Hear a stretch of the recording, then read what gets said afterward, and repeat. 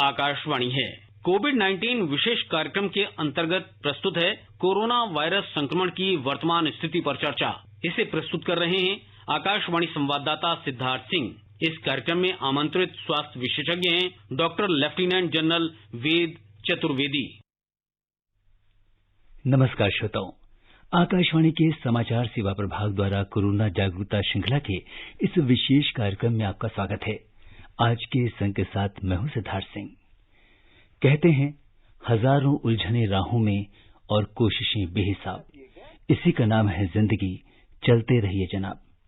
जी हां श्रोताओं, कोरोना के इस कठिन दौर में ये लाइनें बहुत प्रासंगिक हैं, क्योंकि यहाँ बचाव और सावधानी ही कोरोना का इलाज है। इसलिए हम आपसे यही अनुरोध करेंगे कि आप अपने आसपास स्वच्छता बनाए रखिए, हाथ धोते रहिए, मास्क पहनिए, सोशल डिस्टेंसिंग का पालन करिए और अपने मोबाइल फोन में आरोग्य सेतु ऐप जरूर डाउनलोड कीजिए। श्रोताओं, कोरोना को लेकर आपके मन में चल रहे तमाम सवालों का जवाब देने के लिए हमारे आज के इस विशेष फोन इन कार्यक्रम में हमारे साथ हैं सर गंगाराम अस्पताल नई दिल्ली के रूमेटोलॉजी और इम्यूनोलॉजी विभाग में professor doctor lieutenant general Ved Chaturvedi. Doctor वेद, नमस्कार। कार्यक्रम में आपका स्वागत है। हाँ, नमस्कार। डॉक्टर वेद, आपने इतने वर्षों देश की सेवा की और सशस्त्र सेनाओं का शीर्ष नेतृत्व किया, जिसके लिए आपको परम विशिष्ट सेवा मेडल से नवाजा गया और अब आप कोरोना वॉरियर के रूप में देश की सेवा कर रहे हैं। हम आकाशवाणी के तमाम श्रोताओं की ओर से आपका अभिनंदन और बहुत बहुत स्वागत करते हैं। जय हिंद। जय हिंद। श्रोताओं, अब कोरोना से संबंधित सवाल हमारे आज के एक्सपर्ट से टोल फ्री नंबर 1800-115767 और 011-233-14444 पर पूछ सकते हैं। आप हमारे ट्विटर हैंडल @AIR न्यूज पर #AskAIR पर अपने सवाल पोस्ट कर सकते हैं। डॉक्टर वेद, आज सबसे पहले हम अपनी चर्चा की शुरुआत करते हैं WHO की जारी एक ताज़ा रिपोर्ट से, जिसमें कहा गया है कि भारत में घनी आबादी के बावजूद प्रति लाख आबादी पर कोविड के मामले दुनिया में सबसे कम हैं। प्रति लाख आबादी पर जहां देश में कोविड के सिर्फ 30.04 मामले हैं, वहीं विश्व में ये औसत अगर देखा जाए तो वो 114.67 से अधिक है। अगर अमेरिका की बात करें तो वहां भी औसत 671, जर्मनी में 583, स्पेन में 526 और ब्राजील में 489 है। आप इस रिपोर्ट को किस तरीके से देखते हैं? ये बहुत महत्वपूर्ण रिपोर्ट है और इस पे हम जो विज्ञान है पहले से ही चर्चा कर रहा है कि देखिए, हम ये जरूर बोल रहे हैं कि हमारे यहाँ केसेस बढ़ रहे हैं, बट ये तो पृथ्वी एक है जी। ये जो हम लोगों ने बांट रखी है कि ये देश है, वो देश है, तो जब कंपैरिजन होता है तो लोगों को लगता है कि भाई इंडिया में हम रोज केसेस हो रहे हैं, बट जब आप कंपेयर करके देखते हैं तब आपको लगता है कि प्रति लाख केसेस हमारे यहाँ कम हैं। इसका कारण क्या है जी। तो इसका सबसे बड़ा कारण, जहां तक मैं सोचता हूं, कि बहुत ही टाइमली, बल्कि टाइम से भी थोड़ा सा पहले कंप्लीट जो लॉकआउट किया गया, उसमें दो चीज हुई। उसमें एक तो एक छोटे से लेके बड़े तक सब आदमी ने, इवन जो माइग्रेंट लेबर्स थे, जो लोगों ने देखा कि सड़कों पे जा रहे हैं पर वो भी मास्क लगाया था, तो वो एक ट्रेनिंग हो गई। देखिए, ट्रेनिंग जैसे आर्मी की, एक गांव से आदमी आर्मी में भर्ती होने के लिए आता है जी, और उसके बड़े बड़े बाल रहते हैं, उसके बात करने का तरीका अजीब सा रहता है, बट आर्मी उसको सिर्फ 8 महीने की ट्रेनिंग में, तो ये 2 महीने की जो ट्रेनिंग थी हमारी जी, वो इतनी महत्वपूर्ण थी। तो हम लोगों ने सबने ये सीख लिया, देखिए साबुन तो था ही हमारे पास, तो साबुन से हाथ धोना है, मास्क लगाना है, कपड़ा अवेलेबल है तो मास्क लगा लिया।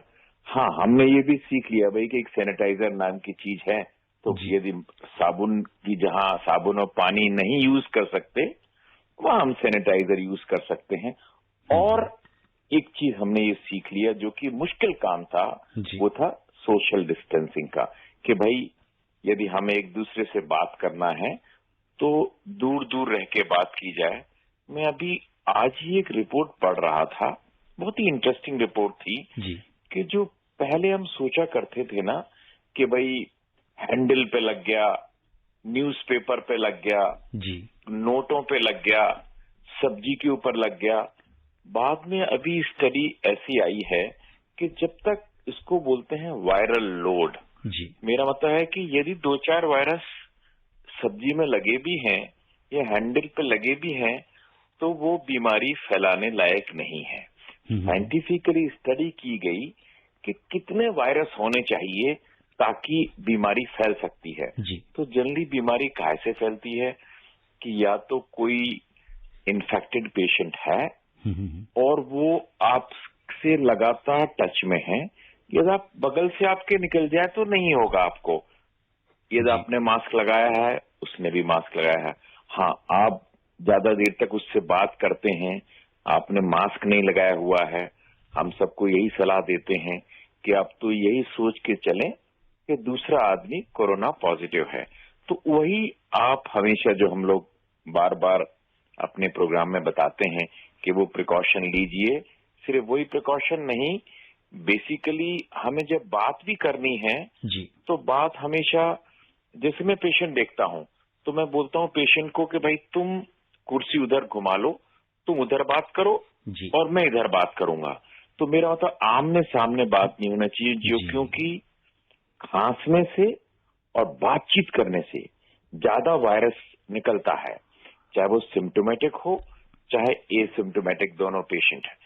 तो बेसिकली हमारा जो रेट है, हमारा रिकवरी रेट भी बहुत अच्छा है देखिए। जी तो कहीं ना कहीं या तो एक तो ये है कि हमने एक लॉकडाउन बहुत टाइम पे शुरू किया, दूसरा ये है कि हमारी इम्यूनिटी, शायद हमारा कई और जिसे कहते हैं ना मल्टी फैक्टोरियल, जी कई और कारण भी हैं। कई लोग बोलते हैं कि शायद बीसीजी, हमारी सब पॉपुलेशन को जैसे ही बच्चा पैदा होता है जी लगा तो दी जाती बीसीजी है। दिया जाता है। जी तो बीसीजी के कारण हो सकता है, भौगोलिक स्थिति के कारण, मौसम के कारण हो सकता है। जी हमारी यंगर पॉपुलेशन है, हम्म, पॉपुलेशन वेस्टर्न कंट्री की पॉपुलेशन बहुत वृद्ध पॉपुलेशन है, जी और डेथ रेट भी उन्हीं में ज्यादा है, उन्हीं में कोरोना भी ज्यादा है, हमारी यंगर पॉपुलेशन है।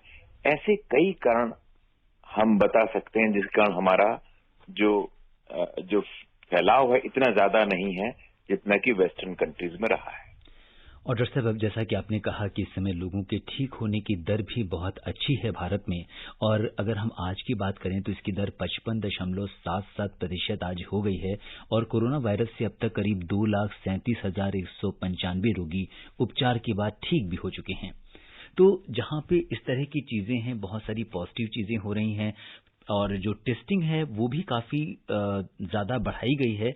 और अगर हम इसकी बात करें टेस्टिंग की, तो पिछले 24 घंटों के दौरान 1,43,267 नमूनों की जांच की गई।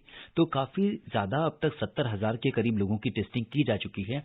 और डॉक्टर साहब, आजकल एक टेस्टिंग बहुत सुनने में आ रही है जो रैपिड एंटीजन टेस्ट है, क्योंकि पहले जो हम ट्रेडिशनल मेथड से करते थे तो 2 दिन के बाद रिपोर्ट मिलती थी, बट अब हमें बहुत थोड़ी देर में ही रिपोर्ट मिल जा रही है। ये क्या है एंटीजन टेस्ट? देखिए, इसको ऐसे समझा जाए ताकि हम सभी को समझ में आए जी कि कोई भी इन्फेक्शन जो या बैक्टीरिया या वायरस से होता है, तो यदि हम वायरस का जो जेनेटिक मटेरियल है, आरएनए या डीएनए, वो जब निकालते हैं उसको बोलते हैं हम लोग पीसीआर टेस्ट। जी पीसीआर टेस्ट, उसमें टाइम लगता है और वो कॉस्टली होता है। दूसरा ये है कि उसके लिए एक मशीन चाहिए पड़ती है। अब जैसे मैं छत्तीसगढ़ में एक इंटीरियर में बैठा हूं तो वो मशीन नहीं मिलेगी मुझे, वो मशीन रायपुर में ही मिलेगी, या फिर एक यदि बड़े शहरों में मिलेगी। तो पीसीआर टेस्ट एक तो बड़े शहरों में होता है, उसके लिए बड़ी लैब की जरूरत पड़ती है, वो कॉस्टली है। जी तो काफी दिनों से चल रहा था कि भाई एक एंटीजन टेस्ट निकाला जाए ना। एंटीजन किसको बोला जाता है? वायरस है तो वायरस एक प्रोटीन से बना हुआ है, तो वायरस का जो ऊपर वाला कोट है, देखिए आरएनए तो उसके अंदर रहता है जेनेटिक मटेरियल, बट जो ऊपर वाला कोट है उसको एंटीजन बोलते हैं। तो ये समझ में नहीं आ रहा था वैज्ञानिकों को बहुत दिनों से कि इस प्रोटीन तो बहुत सारे हैं, उसमें ए बी सी डी, कौन सा प्रोटीन स्पेसिफिक है।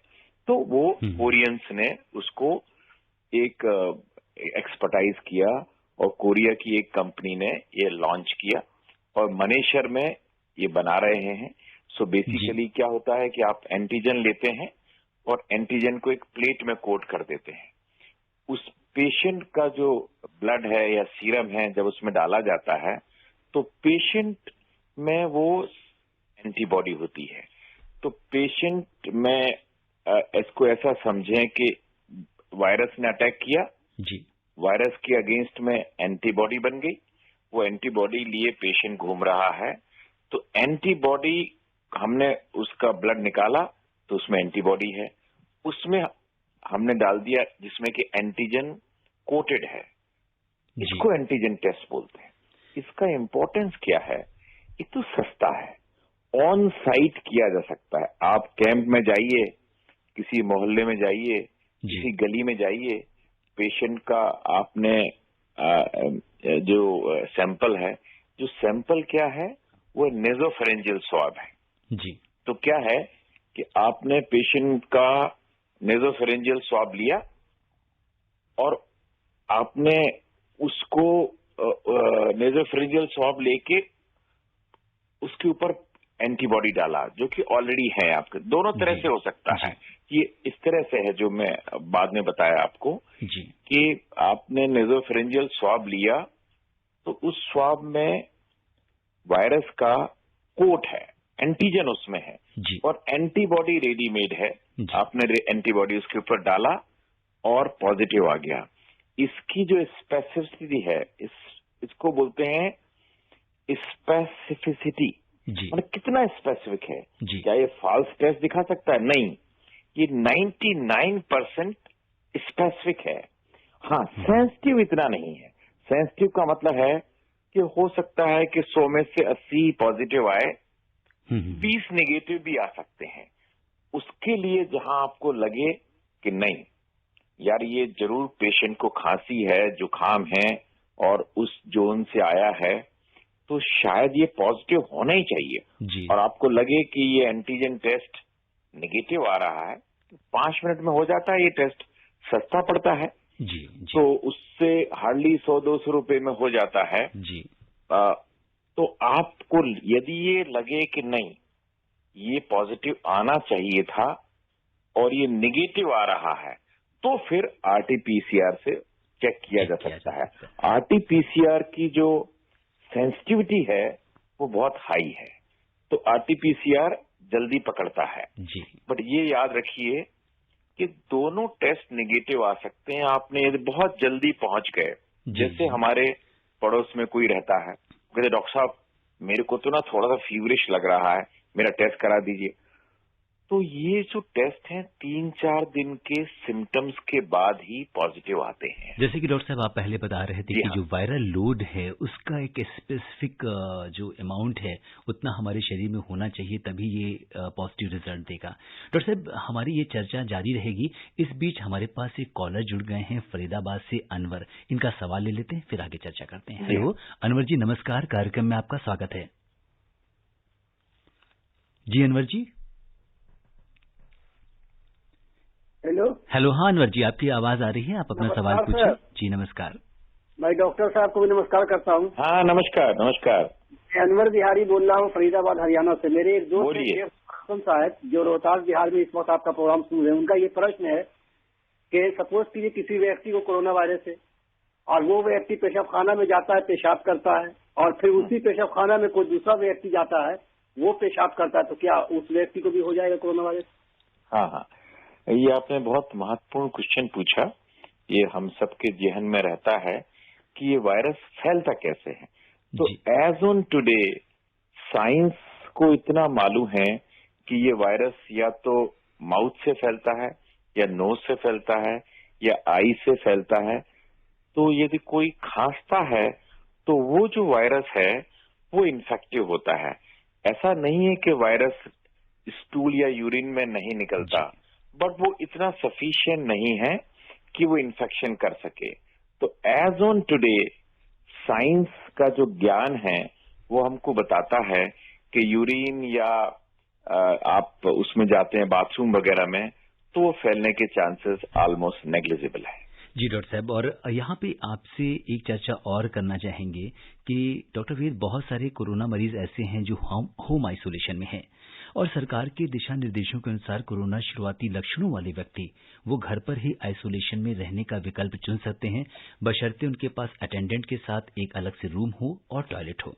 तो अगर हम एक आइसोलेशन किट की बात करें कि जैसे बहुत सारे लोग पॉजिटिव आ रहे हैं, उनको आइसोलेशन में जाना पड़ सकता है, तो वो क्या जरूरी सामान हैं वो हम रख सकते हैं और क्या सावधानियां रखनी होंगी? हमने जैसे आज खबरों में देखा कि जो दिल्ली में मुख्यमंत्री अरविंद केजरीवाल ने भी घर पे आइसोलेशन में रह रहे कोविड-19 के जो पेशेंट्स हैं उनको पल्स ऑक्सीमीटर देने की बात कही है। हाँ, देखिए, इससे कॉन्फिडेंस बढ़ता है। एक तो मैं तो हमेशा ऐसा ही बोलता रहा हूं कि आप घर से ज्यादा सुरक्षित और कंफर्टेबल कहीं नहीं है, प्रोवाइडेड कि आपको कोई ऐसी चीज ना पड़ जाए कि भाई आपको लगे कि नहीं ये चीज हॉस्पिटल में ही हो सकती है। अब जो चीज घर में हो सकती है उसके लिए हम हॉस्पिटल क्यों भागे? तो घर में क्या क्या हो सकता है? समझ लीजिए मुझे कोविड पॉजिटिव आता है, मुझे मालूम है चाहे वो मुझे सिम्टम्स हैं या नहीं है, मुझे माइल्ड डिसीज है, मैं बुखार आ रहा है, मुझे थ्रोट पेन है, मेरे पास एक घर है जिसमें एक मेरा अलग कमरा है, टॉयलेट है, और मुझे कोई देखभाल करने वाला भी है। मेरा ऐसा नहीं कि मैं अकेला हूं, क्योंकि यदि मैं सीरियस हो जाऊंगा तो किसको कांटेक्ट करूंगा जी। तो एक चीज जरूर मैं बोलना चाहूंगा कि आपका एक फैमिली डॉक्टर सबसे बड़ा डॉक्टर है। आप ये मत सोचिए कि मैं भाई गंगाराम हॉस्पिटल में ही जाऊंगा। एक फैमिली डॉक्टर आपके पास है, आप फैमिली डॉक्टर को बोलिए कि साहब मेरे को ऐसा ऐसा है। ठीक हो सकता है कि वो प्राइवेट डॉक्टर आपसे फीस भी ले कि साहब मुझे रोज सुबह सुबह मैं आपको फोन करूंगा कि साहब मेरा इतना टेम्परेचर है, इतना वो है। सो बेसिकली आपको एक टेम्परेचर है, आपको घर पे क्या क्या लेना है, हमको मालूम है कि भाई कोरोना की कोई स्पेसिफिक दवा नहीं है, तो फिर क्या दवा रखी जाए? विटामिन सी ले लीजिए 1000 मिलीग्राम, वो तो ऑन काउंटर मिलती है, उसके लिए प्रिस्क्रिप्शन की जरूरत नहीं है। एक विटामिन डी ले लीजिए, विटामिन डी 60,000 का एक पान पराग टाइप का पाउच आता है, तो वो आप डेली ले लीजिए 3 दिन के लिए। तो आपने विटामिन डी ले लिया, विटामिन सी ले लिया, जिंक की गोलियां आती हैं विटामिन की, वो भी। इन तीनों के लिए डॉक्टर का प्रिस्क्रिप्शन भी नहीं चाहिए जी। पैरासिटामॉल आपके घर में है। एक बार यदि आपको फीवर आ जाए तो परेशान मत होइए। हमारे कई पेशेंट हमको रिंग करते रहते हैं कि डॉक्टर साहब बुखार ही नहीं उतर रहा, बुखार ही नहीं उतर रहा। कोई भी इन्फेक्शन होगा तो 5-7 दिन आपको बुखार आएगा, तो आने दीजिए। वो बुखार 104, 105 आ जाए तब आप परेशान होइए। 101, 102 रहेगा। सुबह टेम्परेचर कम रहता है जी। सब टेम्परेचर शाम को ज्यादा हो जाते हैं। या सुबह 100 है तो शाम को 101 हो जाएगा। तो इतनी ज्यादा पैरासिटामॉल भी खाने की जरूरत नहीं है। हाँ, आपका डॉक्टर बोलते हैं कि ठीक है, आपका जो एक डॉक्टर प्रिस्क्राइब करता है हाइड्रोक्सीक्लोरोक्विन, तो आप हाइड्रोक्सीक्लोरोक्विन आप ले सकते हैं।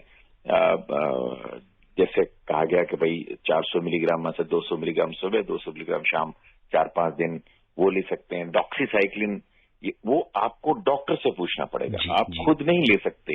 ये दोनों दवाइयां, डॉक्सीसाइक्लिन सेफ है, डॉक्सीसाइक्लिन भी हम लोग देते रहते हैं। हाइड्रोक्सीक्लोरोक्विन के बारे में भी मैं हमेशा बताता रहता हूं कि यदि डॉक्टर के सुपरविजन में खाई जाए तो ये सेफ है। प्लस आपको कोई कार्डियक पेशेंट है, कोई कुछ है, और यदि आपको एक आध बार सुविधा होगा तो डॉक्टर जरूर आपको बोलेगा एक बार ईसीजी भी करा लीजिए। हाँ, अपने मन से मत खाइए। हाँ, पल्स ऑक्सीमीटर। पल्स ऑक्सीमीटर ऐसा है कि यदि आपको सिर्फ बुखार खांसी है तो पल्स ऑक्सीमीटर बार बार यूज करने की जरूरत नहीं है। बट पल्स ऑक्सीमीटर चूंकि बहुत महंगा नहीं है, एक बीपी एपरेटस के बराबर ही उसकी कीमत है, करीब 1000 रुपए का आता है जी। तो आप अपने घर में रखेंगे। नॉर्मली यदि आपको लगता है कि आपका ऑक्सीनेशन 95, 96 है, बढ़िया है, बट यदि 93 से कम हो रहा है तो शायद आपके लंग अफेक्टेड हैं। मैं आपको बताऊं, पल्स ऑक्सीमीटर से ज्यादा सबसे पहले आपको खुद पता चलेगा। कैसे पता चलेगा? कि जब आप ये बाथरूम जाएंगे तो आपकी सांस भरेगी, तो आपको पता रहेगा something is wrong in the lungs. और इसीलिए जब लंग्स में कुछ गड़बड़ हो रहा है, यदि वायरस आपके लंग्स तक पहुंच गया है, निमोनिया हो रहा है, तो आपका ऑक्सीनेशन कम होने लगेगा। तो जो इस पल्स ऑक्सीमीटर जो है उसका ये काम ये बताता है कि 93 से कम आ रहा है तो आपको हॉस्पिटल में फिर जाना पड़ेगा या फिर होम ऑक्सीजन। यदि आप किसी डॉक्टर के टच में हैं तो वो कहेगा ठीक है हम हॉस्पिटल में भी क्या करेंगे, ऑक्सीजन नहीं देंगे तो आप ऑक्सीजन लीजिए। यदि आपका ऑक्सीजन इंप्रूव होता है तो घर में ही रहिए, ऑक्सीजन लीजिए। ये उससे भी ठीक नहीं हो रहा है तब फिर आपको प्रेशर से ऑक्सीजन देने की पड़ेगी। वो प्रेशर से ऑक्सीजन के लिए फिर आपको हॉस्पिटल जाना पड़ेगा। इसको मैं बोलता हूँ होम हॉस्पिटलाइजेशन। हम ये नहीं कहते कि आप बीमार नहीं हैं, बट आप घर में रहिए, सुरक्षित रहिए और आप ये भी ध्यान रखिए कि दूसरे को ये बीमारी ना हो। तो वो जो प्रिकॉशन हम सब लोग बोलते हैं कि आप भी मास्क लगाइए, वो भी मास्क लगाएंगे, फ्रीक्वेंटली हाथ धोना है, ज्यादा प्रिकॉशन की जरूरत है। बाकी लोग आपके रूम में बेवजह न जाएं, एक आदमी जाए और आपका यदि जहां जहां आप जा रहे हैं, जैसे आप जाएंगे क्या बाथरूम में ही जाएंगे, वो एक सेपरेट हो तो दूसरा कोई नहीं जाएगा, तो उस चीजों से बचा जा सकता है। तो बेसिकली घर में रह के भी 95% इसका ट्रीटमेंट हो सकता है और हमारी तो रिकवरी रेट इतनी ज्यादा अच्छी है कि डरने की कोई जरूरत नहीं है। डॉक्टर साहब, आपने बहुत ही महत्वपूर्ण बात हमारे लिसनर्स को बताई है होम आइसोलेशन को लेकर, और मुझे पूरी उम्मीद है कि हमारे जो लिसनर्स होम आइसोलेशन में हैं या जो क्वारंटीन हैं और आगे होम आइसोलेशन में जा सकते हैं, उनके लिए ये जानकारी बेहद महत्वपूर्ण होगी। और इस बीच डॉक्टर साहब हम लोग रुक कर लेते हैं राजस्थान जयपुर का, जहां से हमारे साथ रामू यादव जी जुड़ चुके हैं। हेलो रामू जी, नमस्कार जी, कार्यक्रम में आपका स्वागत है। अपना सवाल पूछिए। जी रामू जी, सवाल पूछिए अपना।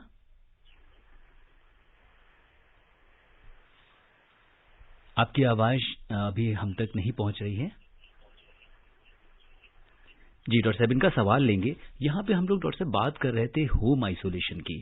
अब यहाँ पे कोई मरीज अगर कोरोना से ठीक हो जाता है तो जो पोस्ट उसका कोरोना है, उस जो किस तरीके से उसको ठीक होने के बाद भी क्या कुछ सावधानियां रखनी चाहिए, और जब वो सोशल लाइफ में वापस जाता है तो उसे किस तरह का व्यवहार करना चाहिए, मतलब किस तरह की सावधानियां रखनी चाहिए? हाँ, ये एक तो वो उसको जहन में ना ले। जैसे आपने कभी किसी को नहीं कहते सुना होगा कि साहब मुझे टाइफाइड हुआ था, लेकिन कोरोना वाला या आस पड़ोस वाले ये उसको बार बार ढोल ना बजाते रहें कि साहब इनको कोरोना हुआ था। ठीक है, हुआ और ठीक हो गया। नॉर्मली जो वायरस है 10 दिन के बाद वो रेप्लिकेट नहीं होता, और 10 दिन में आपको यदि कोरोना है, चाहे वो सिम्टम्स हैं, यदि आपके सिम्टम्स ठीक हो गए, आप भी ठीक हो गए, तो 10 दिन में आपका जो बॉडी में जो एंटीबॉडीज हैं उसने वायरस को खत्म कर दिया। तो 10 दिन की जगह हम लोग 15 दिन लेते हैं, इसलिए to be on safer side. तो उसके बाद आप जब ठीक हो गए तो आप बिल्कुल एक नॉर्मल व्यक्ति की तरह हैं। That is number 1। दूसरा, आप सोसाइटी के लिए बहुत यूजफुल हैं। आप चाहें तो अपना नाम दर्ज करा सकते हैं ताकि किसी को प्लाज्मा थेरेपी की जरूरत हो, क्योंकि प्लाज्मा थेरेपी है वो आपके शरीर में उस वायरस के लिए एंटीबॉडी है, उस एंटीबॉडी आपके प्लाज्मा में मौजूद है, तो वो प्लाज्मा दिया जा सकता है। तो आपका नाम, मैं रोज रोज टेलीफोन मेरे पास आते रहते हैं, डॉक्टर साहब कोई ऐसा पेशेंट बताइए जिसको कि हुआ है, तो आप सोसाइटी के लिए आप काम कर सकते हैं। और ये बात पक्की है कि 10 से 15 दिन के बाद आप कितना ही आप बिल्कुल एक नॉर्मल व्यक्ति की तरह हैं। आपको मास्क तो फिर भी लगाना है, आपको सब कुछ करना है, बट आप बिल्कुल एक नॉर्मल व्यक्ति की तरह हैं। हाँ, आप सोसाइटी के लिए एक इम्पोर्टेंट भी है क्योंकि आपके पास एक एंटीबॉडी है आपके शरीर में। जी डॉक्टर साहब, बहुत महत्वपूर्ण बात आपने हमारे लिसनर्स को बताई, और हमारे वो सारे जो कोविड से रिकवर्ड होने के बाद जो लोग हमारे पास दोबारा से आए हैं उनके लिए ये बहुत महत्वपूर्ण जानकारी थी। इस बीच हम रुक करते हैं बिजनौर का, जहां से हमारे साथ राशिद जी जुड़ चुके हैं। हेलो राशिद जी, नमस्कार, कार्यक्रम में आपका स्वागत है। जी नमस्कार डॉक्टर साहब। हाँ नमस्कार जी, मेरा प्रश्न, मैं राशिद अंसारी बोल रहा हूँ बिजनौर से। मेरा प्रश्न ये है कि हमने गुड़ या चीनी को खरीदा तो उसे कैसे सैनिटाइजिंग करेंगे या उसमें कोई संक्रमण की आवश्यकता की वो नहीं है, क्योंकि वो तो अनेक हाथों से निकल कर आ जाता है गुड़ और चीनी। हाँ, समझ गया मैं। देखिए, गुड़ चीनी क्या कोई और भी चीज हो तो बेसिकली ये वायरस यदि हम ये मान भी लिया जाए कि उसमें वायरस है, तो यदि आप उसका उपयोग ना करें और उसको रख दें यदि 24 घंटे के लिए या 36 आवर्स 36 घंटे के लिए, तो वायरस उसमें नहीं रहता। अभी ये देखिए, वायरस और बैक्टीरिया में क्या अंतर है कि समझ लीजिए कोई बैक्टीरिया हो वहां तो 1 का 2, 2 का 4, 4 के 8 वो आपकी शक्कर या गुड़ में भी हो सकता है। तो ये वायरस जो है ये शरीर के बाहर मल्टीप्लाई नहीं कर सकता। ये एक वायरस और बैक्टीरिया में अंतर है। तो वो यदि 4-5 वायरस के उसमें टुकड़े पड़े हुए हैं तो उनका जो जीवन है वो 24 से 36 घंटे है, तो वो खत्म हो जाता है। तो हम लोग क्या करते हैं, घर में सब चीजों को लाते हैं, चाहे सब्जी हो चाहे कुछ हो, उसको थोड़ी देर के लिए छोड़ देते हैं 24 घंटे के लिए, 1 या 2 दिन के लिए, और उसको फिर यूज करते हैं। बस इतना ही उसका वो है। उसको शक्कर को धो तो नहीं सकते आप गुड़ को धो तो नहीं सकते आप उसको। तो बेसिकली ये प्रिकॉशन रखना है कि आप थोड़ी देर के लिए के बाद उसको यूज करें। बिल्कुल। तो श्रोताओं, समय इजाजत नहीं दे रहा है कि हम इस चर्चा को आगे बढ़ाएं। चलते चलते डॉक्टर वेद, आप आकाशवाणी के श्रोताओं को क्या कुछ टिप्स देना चाहेंगे? मेरा संदेश यही है कि चूंकि ये पैंडेमिक 3 महीने पुराना हो गया है जी, और हमको ये भी नहीं मालूम कि ये कब तक चलेगा। जहां तक वैज्ञानिक लोग बोलते हैं कि थोड़े दिनों और चलने की संभावना है, 2-3 महीने। तो जो जो प्रिकॉशंस हैं उनको बिल्कुल गांठ बांध के और लक्ष्मण रेखा की तरह वो जो हमने सीखा है उसको किसी हालत में भी, जैसे आर्मी में जब युद्ध होता है ना, तो एक छोटी सी गलती से, एक सिपाही की छोटी सी गलती से पूरा फ्लेयर हो जाता है। वो हम सब सिपाही हैं, हम सब योद्धा हैं। यदि हम इसको लड़ेंगे तो बहुत अच्छा हम इसको जीत सकते हैं। और जो लोग इसके लिए काम कर रहे हैं, डॉक्टर्स हैं, पुलिस वाले हैं, उन सबका सम्मान करें, क्योंकि वो लोग लड़ाई में हैं। यदि वो चाहते हैं उनको कोई शाबाशी देंगे तो बहुत अच्छा काम होगा। बिल्कुल, और डरने की बात नहीं है। हमारी रिकवरी रेट बहुत अच्छी है, हमारी डेथ रेट बहुत कम है, और पूरे दुनिया से हमारी जो अकरेंस है वो बहुत कम है। ईश्वर हमें बचाए हुए है। हम लोग योगा और अपना रोज जो इम्यून सिस्टम को बढ़ाने के बात हम लोग सुनते रहते हैं, वो लोग करते रहें, और हम एक विश्वास रखें कि हम इससे लड़ सकते हैं। ऑलरेडी हम पहुंच गए हैं उस चीज तक, हम इसको जीत के रहेंगे। बहुत अच्छी बात कही। और चूंकि आप फौज से भी जुड़े रहे तो मैं यही कहूंगा कि मुश्किल वक्त कमांडो सख्त। तो इस समय ये वक्त आ गया है कि हमको बहुत तैयारी के साथ, बहुत ही सावधानी के साथ बिहेव करना है। डॉक्टर वेद, आप कोविड-19 के इस विशेष कार्यक्रम से जुड़े और आपने हमारे श्रोताओं के प्रश्नों का उत्तर दिया, आपका बहुत बहुत धन्यवाद। धन्यवाद। श्रोताओं, आज के अंक में बस इतना ही। कोरोना के प्रति जागरूकता और सावधानी ही कोरोना से बचाव है। इसीलिए हम आपसे यही अनुरोध करेंगे कि आप अपने आसपास स्वच्छता बनाए रखिए, हाथ धोते रहिए, मास्क पहनिए, सोशल डिस्टेंसिंग का पालन करिए और अपने मोबाइल फोन में आरोग्य सेतु ऐप जरूर डाउनलोड कीजिए। और जैसा कि डॉक्टर साहब ने जो सावधानियां बताई हैं उन्हें आप करते रहिए। आप स्वस्थ और सुरक्षित रहते हुए दूसरों को भी सुरक्षित रखें। इसी कामना के साथ दीजिए मुझे अनुमति। नमस्कार। कोविड-19 विशेष कार्यक्रम के अंतर्गत अभी आप सुन रहे थे कोरोना वायरस संक्रमण की वर्तमान स्थिति पर चर्चा। इसे प्रस्तुत कर रहे थे आकाशवाणी संवाददाता सिद्धार्थ सिंह। इस कार्यक्रम में आमंत्रित स्वास्थ्य विशेषज्ञ थे doctor lieutenant general Ved Chaturvedi. ये कार्यक्रम आकाशवाणी के समाचार सेवा प्रभाग द्वारा प्रस्तुत किया गया। इसे आप हमारे mobile app news on AIR पर भी सुन सकते हैं। इस कार्यक्रम के संबंध में अपनी प्रतिक्रिया आप हमें ईमेल कर सकते हैं। पता है airnsdtalks@gmail.com। ये कार्यक्रम फिर से सुनने के लिए लॉग ऑन करें हमारी वेबसाइट newsonair.com।